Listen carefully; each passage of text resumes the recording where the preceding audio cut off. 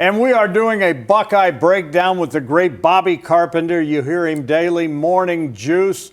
And that show is rocking, Bob. And we can get it all kind of places now. Oh, absolutely. 10 TV Plus from 10 to noon. You can hear it from 1 to 3 on 1460 the AM, on YouTube, Twitter, all across everywhere. You can see it on social media at 6 to 8 live and local. All right, you forgot more about football than we will know, but 6 games into the season, what is the identity of this Ohio State football team? What do you think Ryan Day has learned about his club? I think when you look at this team, what we've seen over the last 6 games and what he would like to obviously project going forward is a team that obviously has relentless defense. They're tough. They're physical. They're going to hold you to less than 10 points a game.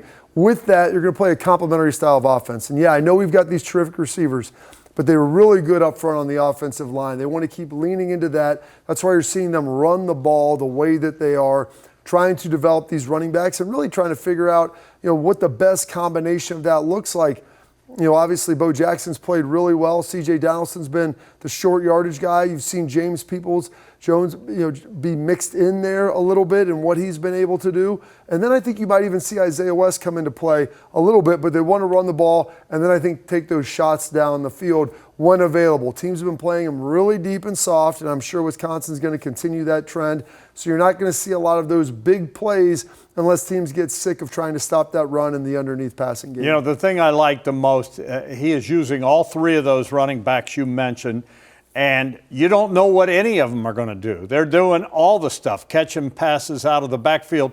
And, it's going to be a long season, 6 games to go in the regular season and then 4 or 5 in the playoffs, depending on how that goes. You're going to need all those guys that can carry the rock, and right now they all are. Absolutely, and I think that's something that Ryan's really been honed in on.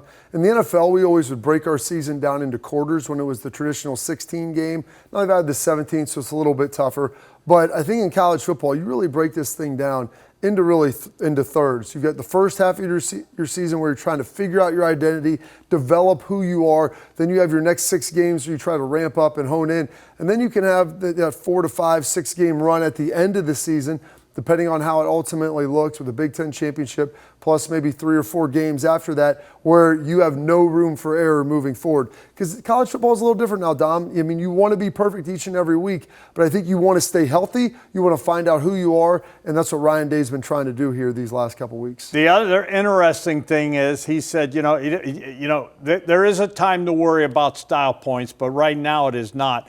The most important thing is to win the game. And I know the fans don't want to hear that. They want to see the style points. They want to see all that. But at the end of the day, the most important thing is to win the game. And as Coach Coop would say, win the surest way. Win the surest way. And that's one thing Ryan's really been leaning into. They've been working on that. And I know everybody wants to see 50 and 60 points hung out there. But when you have a really good team, you don't want to expose them to any more injury than possible. And I think that's one of the things Ryan's been leaning into. That's why they're playing the games in the 55, 60, low 60 play count. There was a time before under the different rules where the clock would stop every time. You're getting 12, 13 possessions a game. Now, Ryan, there's times we've had 9, 10 possessions in particular games. So, hey, let's go try to score on 2/3 of them. We can try to score on all of them, but we don't need to run that up tempo and go fast pace only when we need to. We don't need to do it all the time because there's no sense in wearing out the offense. Plus, getting that defense out there that's been so good. The more plays you play on offense, the more plays your defense is going to have to be out there. And when you have a good defense, you want to keep them fresh and you want to keep them healthy. And that's the other thing. He learned so much last year during that run. And, he might be able to write a book because he navigated it to a national championship a year ago. I think that is paying off huge dividends this year and he's not backed up. He's come right out and said, we want to be the first to have back-to-back titles. Well, he'd be the first coach since Woody Hayes to even win more than one and to win multiple. Nobody has won back-to-back titles here as a head coach at Ohio State. And so Ryan wants to do that. And that roadmap last year, Dom, it's all out there for you. And so that's why you don't want to press. You don't want to expand too quickly. You don't want to expose your team. They've really had minimal soft tissue injuries. They've been very, very healthy. Last year they had to deal with a rash of injuries on the offensive line.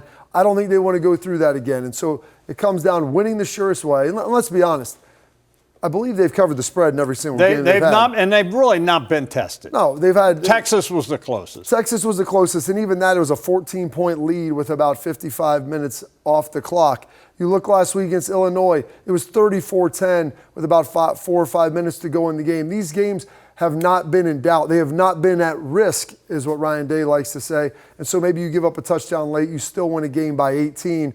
I know Wisconsin this week, the spread started out around 24, 24 and a half. It is ballooned up a little bit to 26. It may continue to rise. I just don't see this Ohio State team going in there and trying to score 56 points. I think Ryan's perfectly content to say, hey, if we win this thing 42-6, that's good enough for us. And the thing is, you and I both have big-time respect for Luke Fickell. Yep. I hate what's going on up there for him because he is a class guy. You played for him. You know him. He'll have them ready. I mean, there'll be a little bit more, and, there's nothing more dangerous than a desperate Badger. They need a win, and this would be a huge win for him. They do need a win. The problem is with this, their offense hasn't been as great. They haven't been as explosive. They've struggled to run the ball. Dylan Jones, their running back's been okay. And they've moved it some. They've moved around a couple of different quarterbacks. Their starter got hurt early in the season. Danny O'Neal came in, played a little bit. They've rotated back now. And so trying to figure this out, they haven't been dynamic on offense. I believe they're last in the Big Ten in points per game. They are averaging up less points per game than Ohio State, I think, has given up. So it's not a great situation for them. Defensively, they're still good up front. It'll be a challenge to run the ball on them. Their secondary struggles a little bit. That's why I think they'll back it up. And there'll probably be some underneath stuff, but it'll be a game of patience, just like Washington, just like Minnesota, until Minnesota chose to play a little man unexpectedly. And then Illinois, they're going to force you to work for it, and they're going to give you some of the running game and then force you to try to beat them with patience underneath. As you mentioned, the Buckeyes big-time favorites in this game. On paper, they should win this game. But you and I both know games are not played on paper. The last thing Ryan Day wants to hear is that, this is going to be an easy week. He is hammering his guys, guarding against a letdown because, Bobby, I don't have to tell you, just ask Texas, just ask Penn State, just ask Michigan. It is not easy to win. And on any given day, you turn your eye off the prize and someone's going to hit you in the mouth. We saw Urban Meyer, as great of a coach as he is, lose some games. You're going, how did that happen? Jim Tressel, how did that happen? And it happens every year. Well, and that's the thing, going in and taking care of business. And Ryan Day's talked to his team a lot about focus and understanding improvement every day. Why are you up some days and down some others? Well, it comes down to focus and consistency. And making sure that you're locked in and focusing on improvement, not who you're playing as much. If you look at Illinois, Purdue, or Illinois against Tress, you look at Purdue and Iowa against Urban, there are games where they're inexplicable how they kind of went and how they got sideways a little bit. And then you start chasing a big victory as opposed to just winning the surest way. And Ryan has been very consistent with that. Madison's a tough place to play. Hell, the Badgers down there, the only team that I have 2 losses against in my career and a losing record against at Ohio State. It is a tough place to play. They'll be tough. They'll be physical. They're going to be ready to go. And so Ohio State's going to have to be prepared from Jump Street. As I think about going in there, and the fans will be up. Everyone's up to beat the Buckeyes.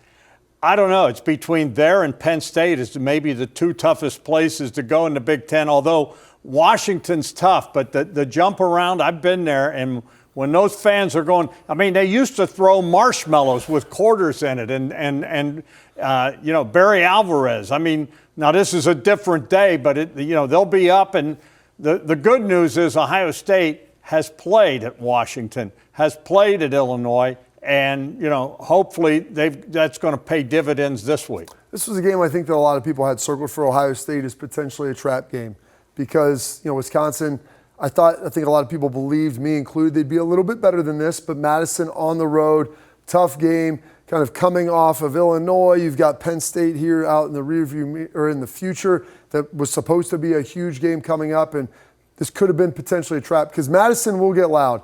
They will show up for the Ohio State Buckeyes. They will show there to boo them. It's the defense's job to squash that offense early. Don't give them anything to cheer about, and if you can do that, then you'll be able to have a little bit of success. You get that running game going, and that's when you start to really break a team's will. You break the will of the fans as well. He's the one and only Bobby Carpenter. Morning Juice, when again? Morning Juice, 6 to 8 on YouTube, on Twitter as well now, or X as well now, then 10 to noon on 10 TV Plus. You can also hear the replay 1 to 3 on 1460 the AM. Thanks so much, Bobby. And the bottom line, keep it on 10 TV, 10 TV Plus, and 97.1 The Fan for all your Buckeye coverage needs.